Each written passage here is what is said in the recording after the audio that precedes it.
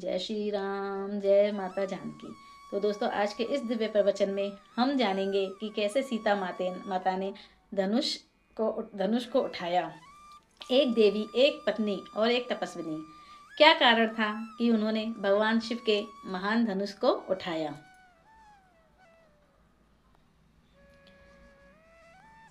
मिथिला में एक बार धरती फटती है और एक दिव्य कन्या प्रकट होती है, जिसका नाम रखा गया सीता। जनक जी उसकी दिव्यता देखते हैं।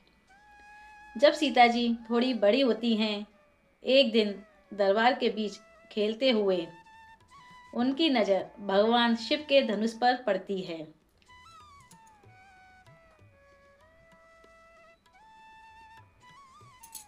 वह धनुष जिसे बड़े बड़े बलवान राजा छू भी नहीं पाते थे, उस धनुष की राजा जनक यज्ञों में, पूजा में, शिवरात्रि पर उसी धनुष की आराधना करते थे। वह शंका करते कि क्या यह बालिका सामान्य है या कोई दिव्य शक्ति।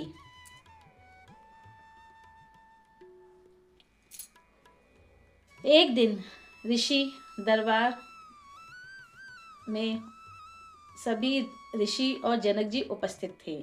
सीता जी आगे बढ़ती हैं, दोनों हाथों से शिव धनुष को उठाकर ऐसे रख देती हैं जैसे कोई पुष्प उठाकर रखा हो। तभी दरबार में चारों ओर सन्नाटा छा जाता है।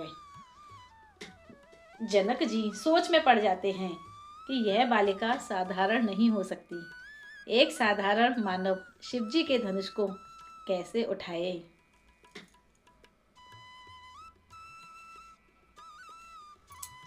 यहाँ से जनक जी को पता चलता है कि सीता विवाह के लिए कोई साधारण पुरुष योग्य है ही नहीं। उन्हें ऐसा पुरुष चाहिए जो पुरुषों से बढ़कर ईश्वर के समान समर्थ हो। धनुष उठाने के बाद जनक जी ने यह प्रण लिया, जो शिव धनुष को तोड़ेगा वही मेरी पुत्री सीता का वरण करेगा।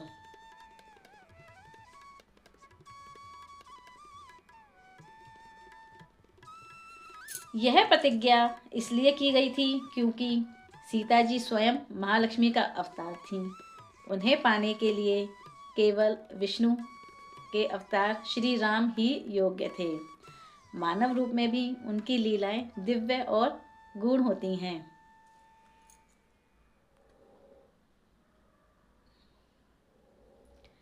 ऋषि और विद्वान कहते हैं, राजा, आपकी पुत्री अयोध्या के राजा दशरथ के पुत्र राम के लिए ही बनी है। उनके आगमन का समय अब बहुत ही निकट है। जनक जी राम जी की प्रतीक्षा करते हैं।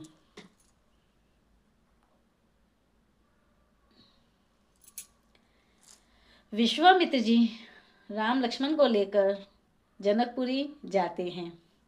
राम जी का तेज देखकर जनक जी के मन में आशा जागती है कि शायद यही वह पुरुष है जो शिव धनुष को तोड़ पाएंगे।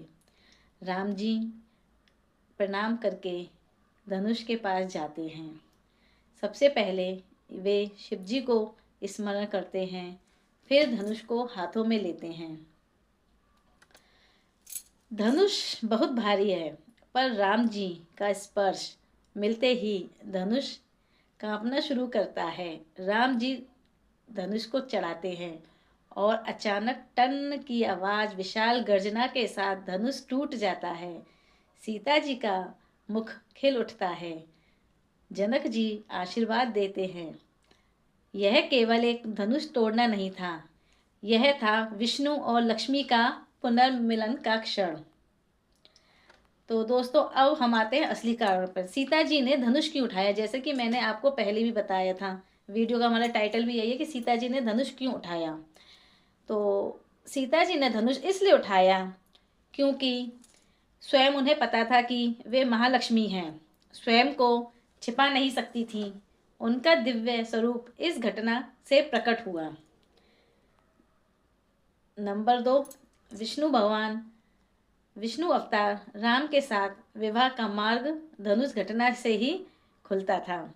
यदि सीता जी धनुष नहीं उठाती तो जनक जी प्रतिज्ञा करते ही नहीं, और बिना प्रतिज्ञा के धनुष प्रत्यंजय घटना होती ही नहीं। सीता जी यह दिखाना चाहती थी कि मैं सामान्य नहीं हूँ, मेरा पति भी असाधारण ही होगा।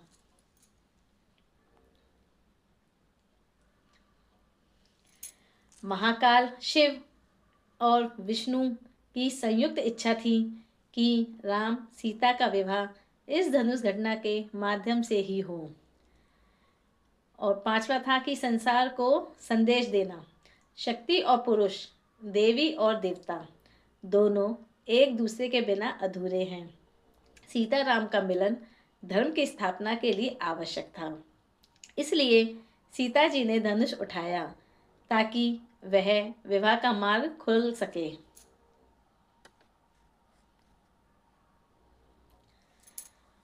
धनुष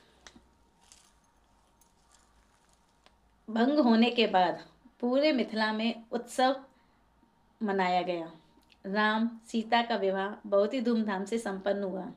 यह विवाह केवल दो आत्मा का ही नहीं बल्कि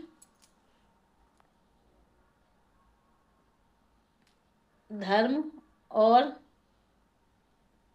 शक्ति के मिलन का भी प्रतीक है। देवी सीता ने धनुष इसलिए उठाया क्योंकि उनका जीवन, उनकी लीला और उनकी हर क्रिया राम जी के लिए ही थी। यह संसार को संदेश देती है कि जो सच्चा, पवित्र और धर्म मार्गी है, ईश्वर स्वयं उसके लिए मार्ग बनाते हैं।